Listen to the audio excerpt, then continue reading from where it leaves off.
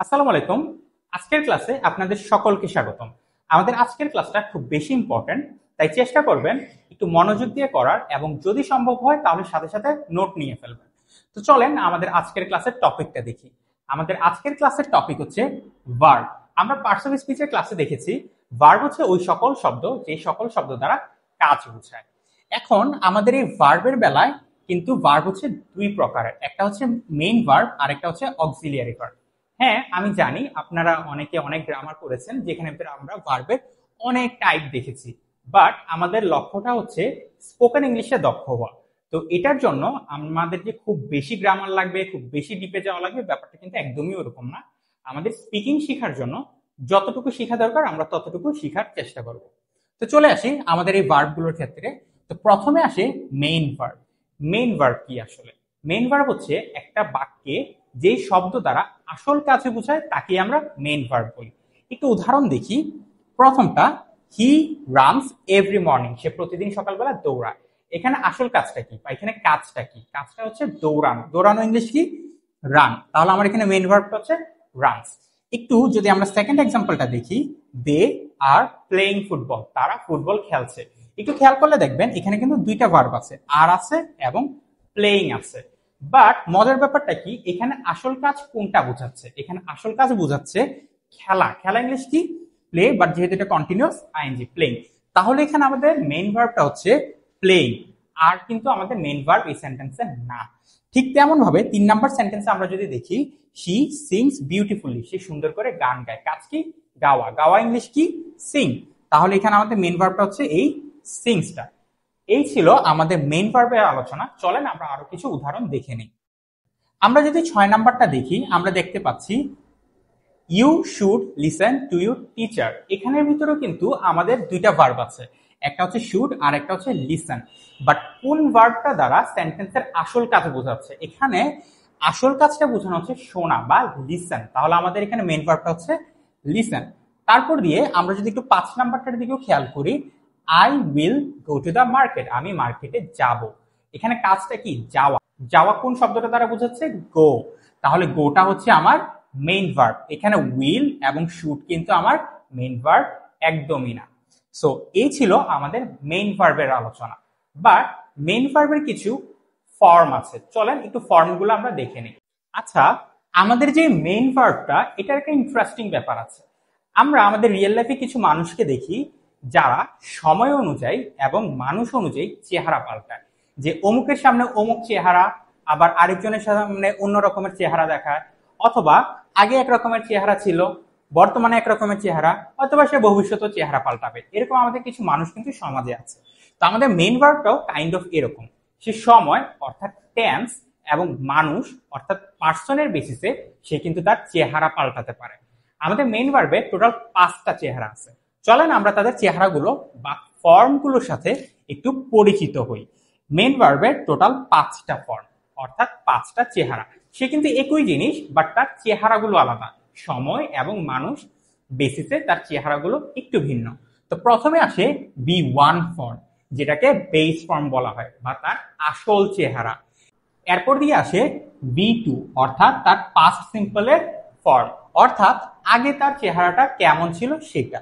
তারপরে আসে বি3, অর্থাৎ পারফেক্টের ফর্ম, যেটা আমরা যখন কিনা পারফেক্ট টেন্স গুলো করবো তখন দেখতে পাবো।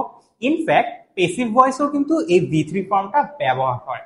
এরপর দিয়ে আসে বি4 ফর্ম, যেটা হচ্ছে মূলত বি1 এর সাথে আইএনজি যোগ করলে আমরা পাই।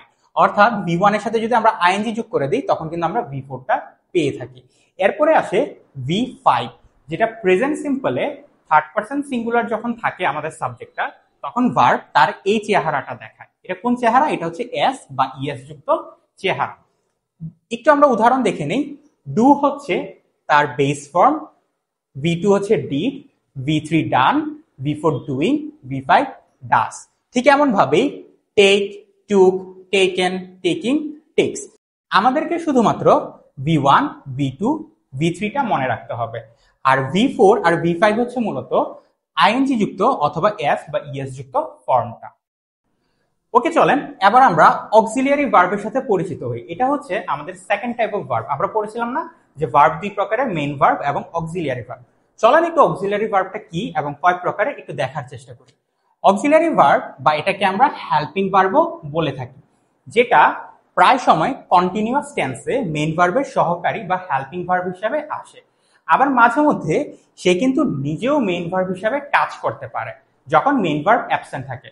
অর্থাৎ যখন মেইন অফিসার অ্যাবসেন্ট থাকে তখন তার অ্যাসিস্ট্যান্ট তার হয়ে কাজ করে দেয়, কাইন্ড অফ ওই রকম। চলেন আমরা একটু দেখি যে আমাদের অক্সিলারি ভার্ব গুলো কয় প্রকারের। মূলত আমাদের অক্সিলারি ভার্ব হচ্ছে দুই প্রকারের, একটা হচ্ছে প্রাইমারি অক্সিলারি আর একটা হচ্ছে মোডাল অক্সিলারি। এই যে প্রাইমারি অক্সিলারি, এই প্রাইমারি অক্সিলারি কিন্তু আবার তিনটা ভাগে বিভক্ত হয়, টু বি, টু হ্যাভ এবং টু ডু। টু বি কোনগুলো? টু বি গুলো হচ্ছে am, is, are, was, were. To have হচ্ছে হ্যাভ, হ্যাজ, হ্যাড এবং টু ডু হচ্ছে ডু, ডাস, ডি।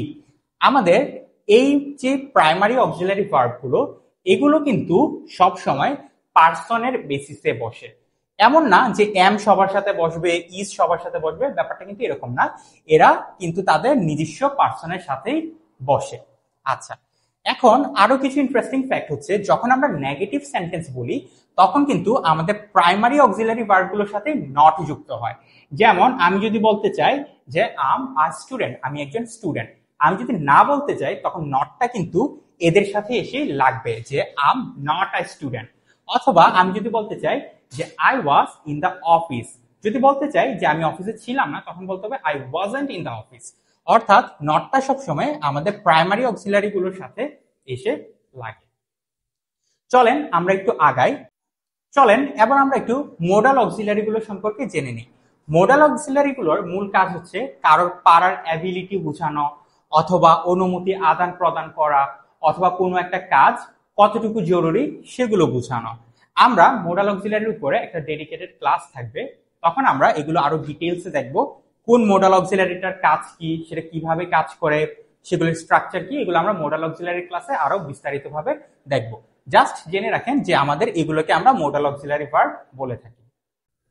চলেন কিছু উদাহরণ দেখে নেওয়া যায়। প্রথম সেন্টেন্সটাতে আই এম স্টাডিং ইংলিশ, এই এমটা হচ্ছে আমাদের টু বি ভার্ব। তারপর দিয়ে he has been working hard, এখানের ভিতরে আমাদের এই হ্যাজটা হচ্ছে টু হ্যাভ এর, যেটা আমরা দেখেছিলাম যে প্রাইমারি অক্সিলারিতে টু হ্যাভ ক্যাটাগরির হ্যাভ, হ্যাজ। হ্যাডটাও টু হ্যাভ এর, ইজ হচ্ছে টু বি, হ্যাভও হচ্ছে সেম টু হ্যাভ, শুড হচ্ছে modal, can modal, May modal. So এর মাধ্যমেই আমরা মোটামুটি ভার্বের সাথে পরিচিত হয়েছি। আমরা দেখলাম যে ভার্ব কত প্রকারের এবং সেগুলো কি কি। আমরা এছাড়াও আরো বিস্তারিতভাবে দেখবো এবং দেখবো যে স্পোকেনের ক্ষেত্রে আমরা কোন ভার্বটা কিভাবে ব্যবহার করে থাকি, স্ট্রাকচার গুলো কি কি, সেগুলো আমরা বিস্তারিত পরবর্তী ক্লাসে দেখবো। বাট তার আগে এতক্ষণ পর্যন্ত আমি যা বললাম তার একটা সামারি করে নেওয়া যায়। তো আমরা দেখেছিলাম ভার্ব মানে হচ্ছে ওই সকল শব্দ যে সকল শব্দ দ্বারা কাজ বোঝানো হয়। এই ভার্ব দুই প্রকারের, একটা হচ্ছে মেইন ভার্ব আর একটা হচ্ছে অক্সিলিয়ারি ভার্ব। তারপর দিয়ে আমাদের মেইন ভার্বের পাঁচটা চেহারা, V1 থেকে V5 পর্যন্ত। এরপর দিয়ে আমাদের যে অক্সিলিয়ারি ভার্ব, এই অক্সিলিয়ারি ভার্ব আবার দুই প্রকারের, প্রাইমারি অক্সিলিয়ারি এবং মোডাল অক্সিলিয়ারি। আমাদের যে প্রাইমারি অক্সিলিয়ারিটা সেটা আবার তিনটা ক্যাটাগরিতে ভাগ হয়ে যায়। সেগুলো কি কি? টু বি, যেগুলো হচ্ছে am, is, are, was, were. To do, do, does, did. To have, যেগুলো হচ্ছে হ্যাভ, হ্যাজ এবং হ্যাড। আর মোডাল অক্সিলিয়ারি গুলো হচ্ছে can, could, shall, should, may, might, must, will, would, ought to, এগুলো।